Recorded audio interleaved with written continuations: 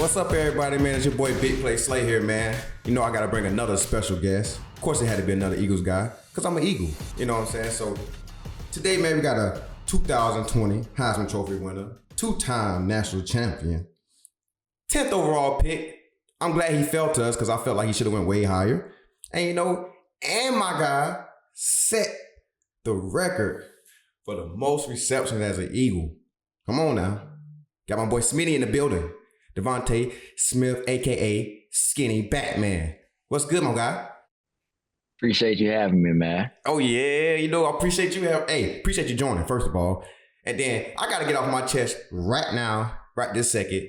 You know I don't like Alabama. Why you got an Alabama shirt on? I'm thinking at least go. We on the same team right now. We teammates. We not enemies no more. I know we was in the SEC together, but I hate Alabama, bro. We got Judy, all the Bama jerseys behind you, man. We gotta throw them away. You gotta throw them away, bro. I don't like that. Hey, man, you'll get used to it sooner or later. Oh, my God. Well, all y'all do is just pile up at Alabama and have 5,000 freaking five-star recruits and think y'all good. Y'all cheating, man. Nick Saban, if favorite guy might be Fitzpatrick. You know what I'm saying? He always talk about him highly. And I always talk, when I hear him talk about you, he talk about you well. Do you talk to him often? Since I left, we haven't really talked that much, but when I was there, you know, that was kind of like my guy. I was kind of going both ways. So it was like I'm in a defense meeting and an offense meeting. So, you know, me and him, we always was together watching film, things like that. When I did come over to the defense, he right there with me, telling me everything to do and stuff like that. So, like, we had a real good relationship. Y'all see now, y'all heard now. I try to tell y'all now. I said Smitty the one that could play both sides. Like, he could play corner. Did y'all just hear that? You know, he was in meetings on both sides, but Nick Saban arguably supposed to be the DB guru, you know what I'm saying, that come to, Smitty was in the room, you know, so, hey, Nick, Sariana, if any one of us go down, me or JB, God forbid, throw my boy Smitty in there, throw him in there. Y'all starting to becoming competition with this receiver youth stuff. You know, you got LSU, you got y'all, they got Ohio right now trying to come in there and sneak in. Right now at Bama, man, I got you at number one as the best receiver, though. So you rank your top 5 Bama receivers. Top 5. It's like you got to go Julio. Julio got to be one. Like, Julio is just on another level. A true run-first offense, he was the only, like, Julio, like, number one. That's facts. Sure. That's facts. Then I had to go Coop. That's a route running king. Then I had to go Red. My freshman year, you know, just watching Red work, like, Red was different. Ooh, he be running them. Y'all got some route trees though. All y'all can run some routes. So I go Red. Then I put Judy. Route running, like, that's probably the one people don't talk about the most, but like one-on-one, you're not covering him. Like he used to do some stuff that was just like I put like the Florida boys, receivers, they different. All of them run routes the same way. With a lot of getting in and out them thing. Like knees, great knees. Like I don't see how they do it. Like stopping on the dime, 2 steps, they out of there. Red the same way. Red be doing the same job. And then I go me after it. Okay, so you saying you number 5.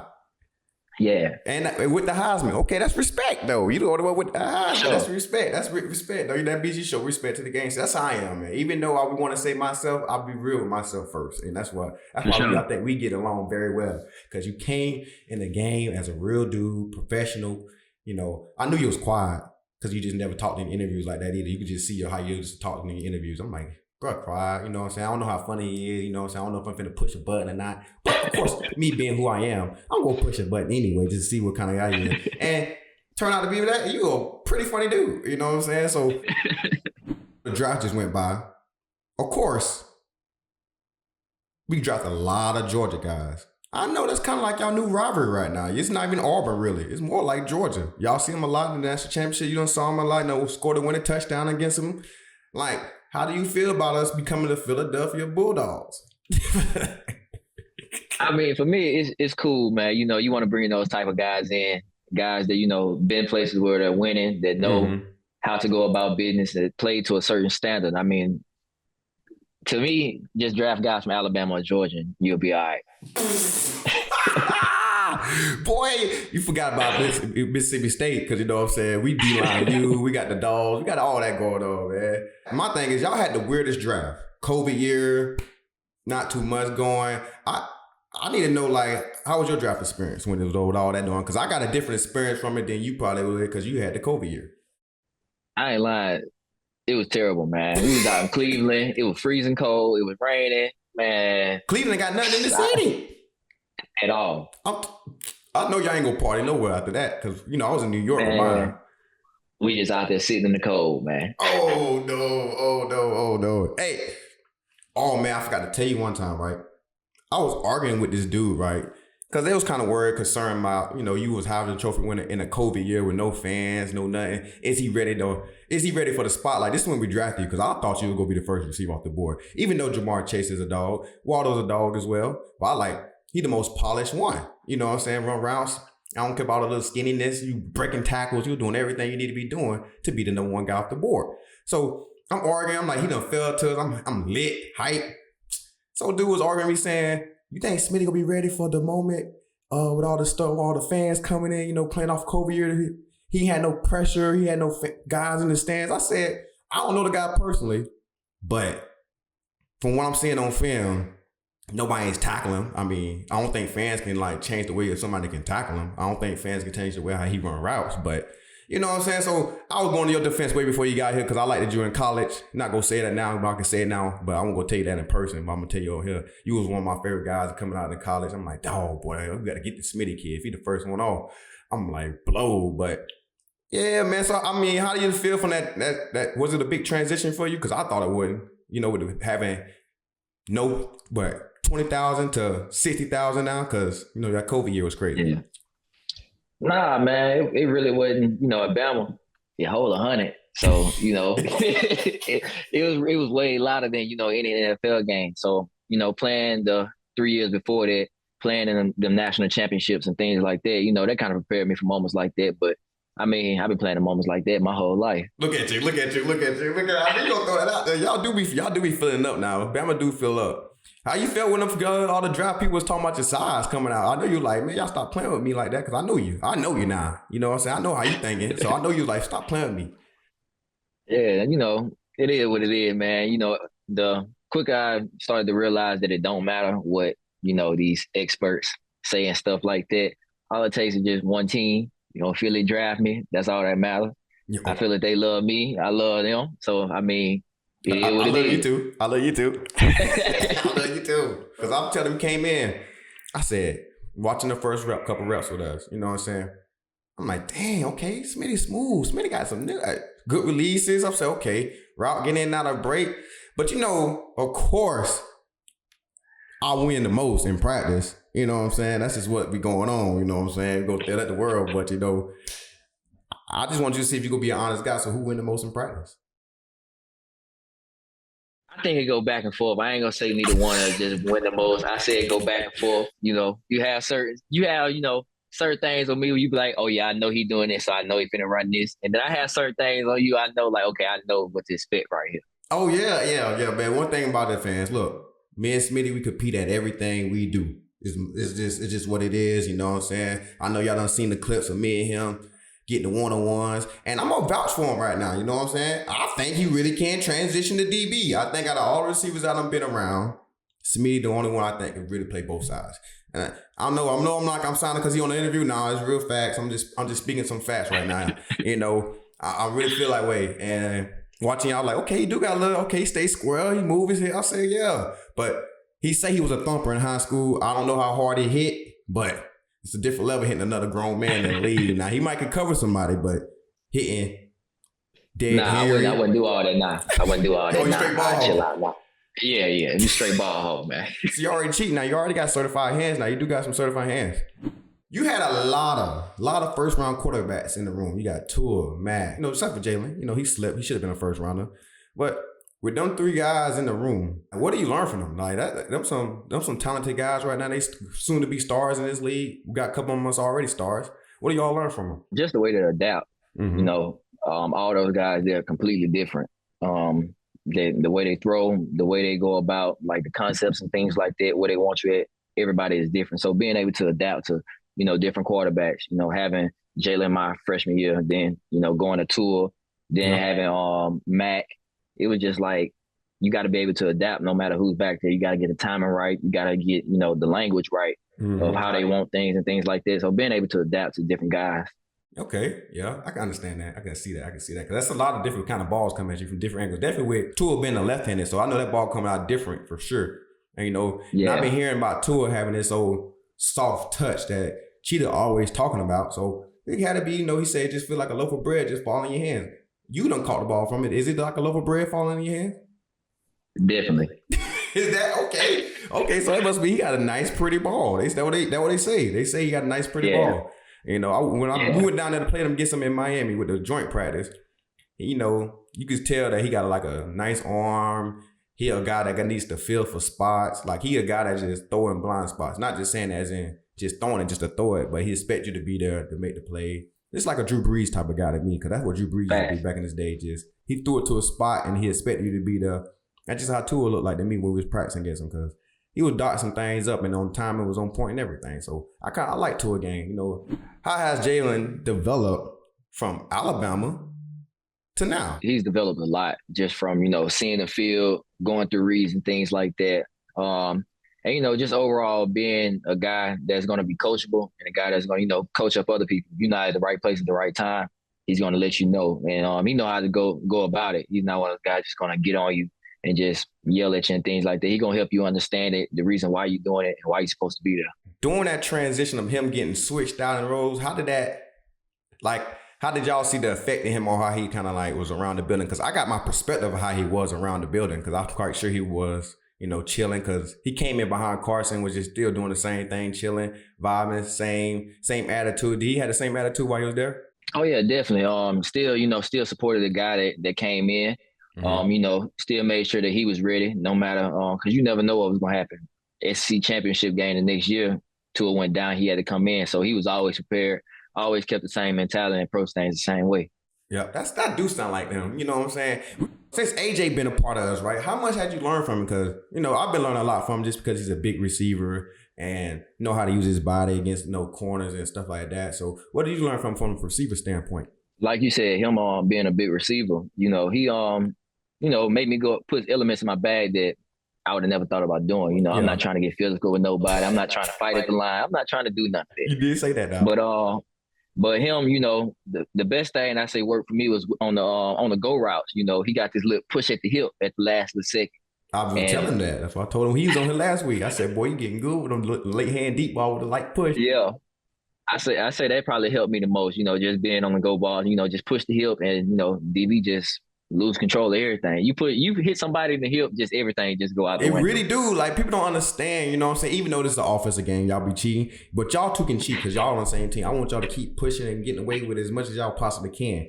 But I know when a dude running full speed with a light little touch, you know how much out of position you finna be. Like, he's so hard to stay into position like that with just a light touch on the hip. It messed up the whole game. So, I'm like, yeah. And I know AJ did. I said, dang. And I remember just Lucy back in the day, Calvin used to do it a lot. But see, he was so big, he just gave me a little light chicken wing. It was just with the elbow, So it was tough. It's tough. And I'm glad you're kind of teaching a bit in your game, man, because I call y'all the best duo in the league. There's nobody messing with y'all. There's nobody close to y'all. I don't even know how you ain't make Pro Bowl. You know what I'm saying? I don't know how.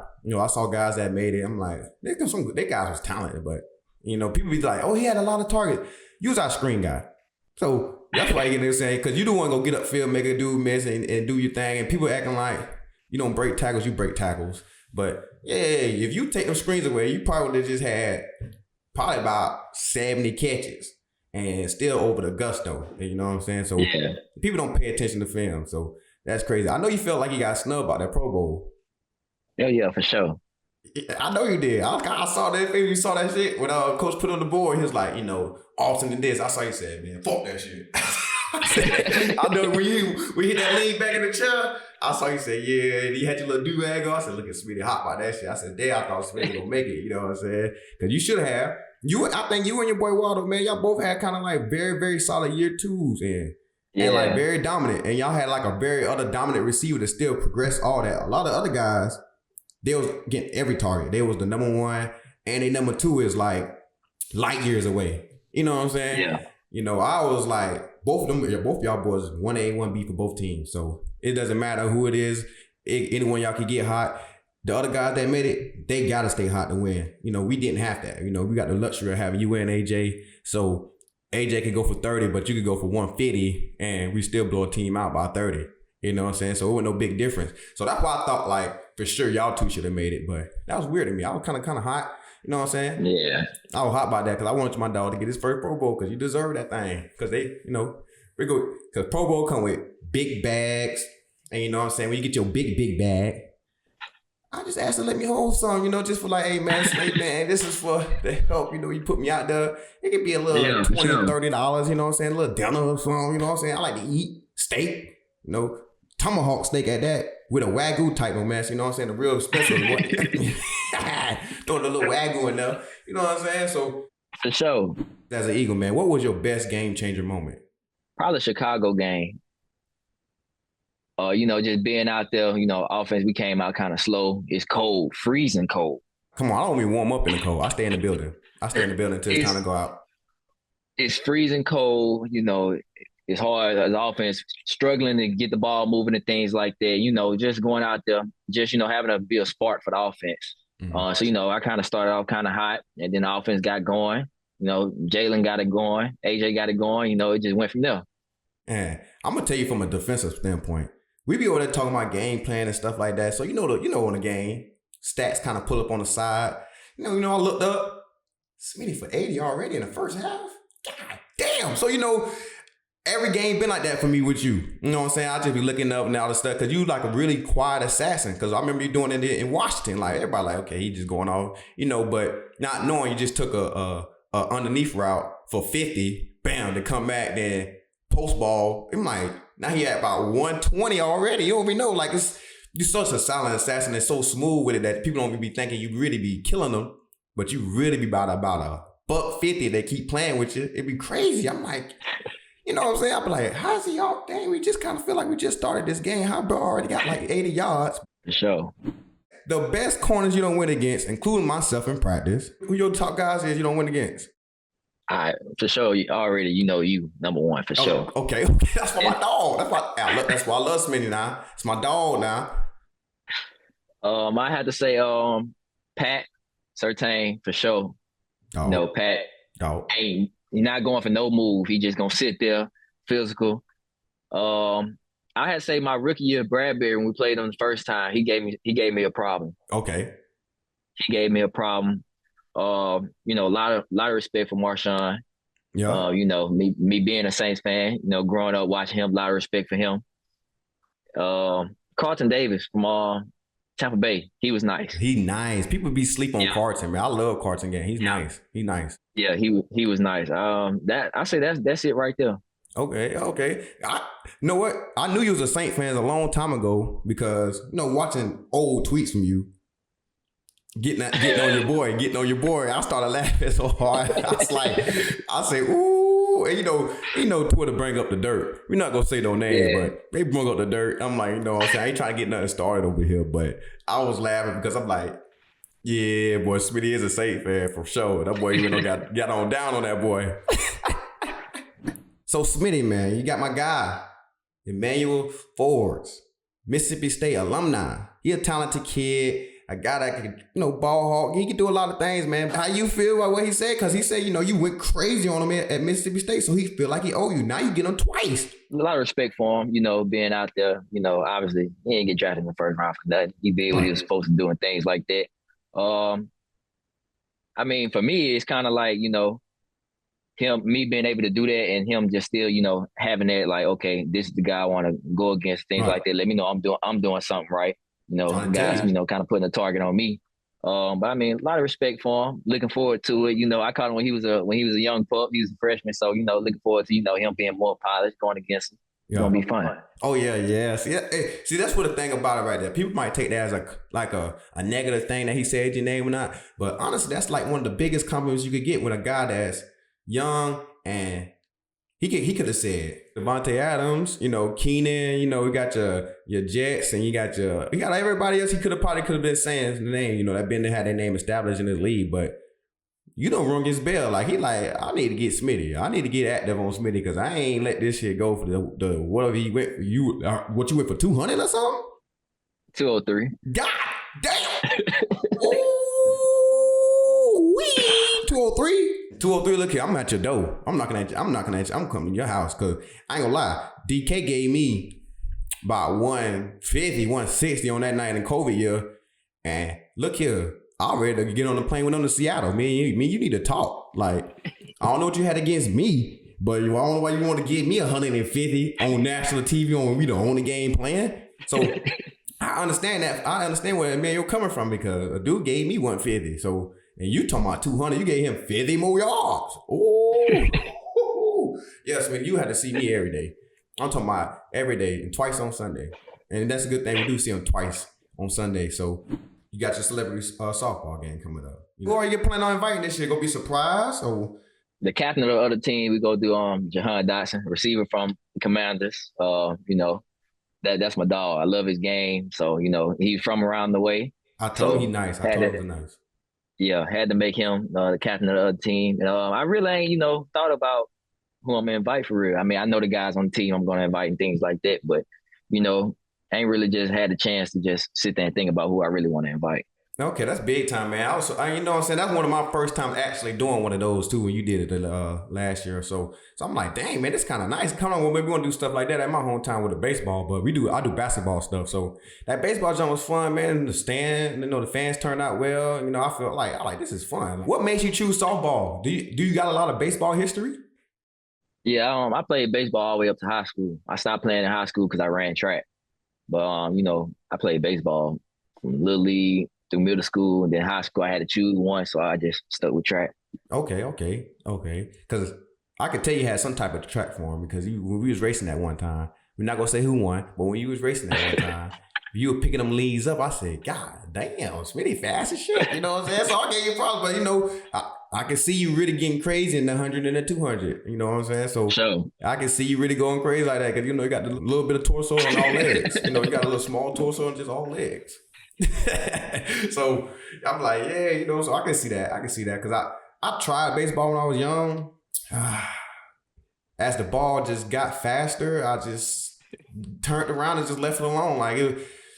And it got faster after it started going underhanded. So I had to switch it. Soon they started throwing that junk over the shoulder. No, sir. I can't trust people with my life with that ball. That ball, he might hit me. And then I'm going to hit him. And I got to hit him. I can't just walk to the next base. I got to walk we finna see about what these hands like. I think you just don't like me. You know what I'm saying? So baseball for sure is probably the hardest sport for real. Like basketball and football is nowhere close to baseball. It's nowhere. I'm playing golf right now, and I'm feeling the same way. Like, golf is hard as hell to play. Like, but I just like to do it because it's a challenge for me. Because it's like, this is a good challenge. Like, I feel like football, I ain't gonna say easy, but it's like so giving. It's giving for me. Basketball kind of giving, track, all that other kind of sports giving. But this golf, man, I'm talking about, it make me think all the time. I get blowed by if I hit that motherfucker too far to the left. I be watching the Kelces. I watch them boys' podcast a lot. They got a very interesting podcast. And I'm here to vouch for you once again. I say out of 20 games in the NBA, Smitty, I done seen you hoop. I think you can at least get over 10 points one of them games. Oh, yeah, for sure. I like my chance. Now, I ain't sitting here saying you finna come off the bench and you finna average 12 out of the 20 games. Not saying that. Yeah. Nah. But one game out of 20, Smitty, I can see you getting 10 points easily. Because I done seen you get to the rack. I done seen your highlights. I done watched your highlights coming from high school. I said, with a little mini fro. I said, okay, like Smitty getting crazy. Like, you know what I'm saying? Got a nice game. And I be saying, Kelsey saying, oh, we can't switch over, that and that. Some people can switch over, but I'm not saying we go switch over and be the best at what we do. But you give me 20 games, I'm gonna get 10 points one game, at least. You know what I'm saying? Not all 20, but you know what I'm saying? You feel that way? Yeah, I love my chances, man. I'll tell you, I love my chances too. I just had to make sure. I just had to get that out because I've been seeing that all on Twitter. Everybody keep arguing about who can switch over.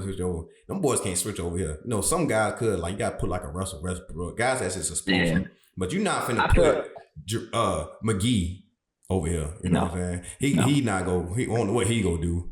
I'm just calling out people guys. Like he athletic on the court, but he come out here, he ain't that ain't gonna work either. So you got certain guys. For sure, Westbrook. I feel like Ja be all right over here. Yeah, Ja be right. Ja be all right. Yeah, Ja be all right, man. He be decent. Most of ain't no load management in NFL. You not getting none of that. You finna get out there. You finna practice. You finna play in the game. I'm talking about all week, not just. Hey, your ankle hurting a little bit. All right, man. Get you about 5 reps. Come out of practice. But you going Sunday. You know, we go get you to go Sunday. So you just gonna make sure you get your routes and all that kind of stuff, man. Yeah, them boys ain't load management. Oh, come on, load management what? Your load management gonna be just in the tubs. You load the tubs up, load that tote up for the water and ice. Get ready to go. Facts. Last one of the day, man. How do you feel about going into this season? I know I know you're feeling real polished. You understand the league. You know how to take care of your body. You understand what's very, very much expected, you know, from the organization and the team. So, like, how do you feel about going into this year? Like, this year 3. This is like really when guys kind of like blossom. You know what I'm saying? Like, I blossomed in my year 3. That's when I first started like traveling as a corner and, you know, started getting called Big Play Slay, even though I was getting called Big Play Slay all through the year, but mostly through Detroit media. You know, I want the big media, but next thing you know, year 3, start traveling, been in travel corner. I'm Big Play Slay now. You know what I'm saying? So now, how do you feel about going into year 3? I mean, I'm looking forward to it. I'm excited. You know, my dog just got paid. You know. Ooh, he rich. Hey. Now look here, that boy there. No, he can share split that thing 10 ways with us. You know what I'm saying? And still be big time rich. You know, that contract basically made him half owner of the team. You know what I'm saying? This is half of my team now. Mr. Lord, I appreciate you sharing this with us. You know what I'm saying? We thankful for my boy Jalen right now. We good for him. We good for him. For sure. You know, he just got paid. So, you know, his expectations only gonna go up now with that. I know he's ready for it. So, you know, just putting in the work with him, AJ, the rest of the offense, the rest of the team. Looking forward to that. And we play some good corners this year. We play some dogs out there. So, you know, I'm looking forward to it, man. You know, I'm always up for the challenge and things like that. So, you know, tough schedule, great schedule.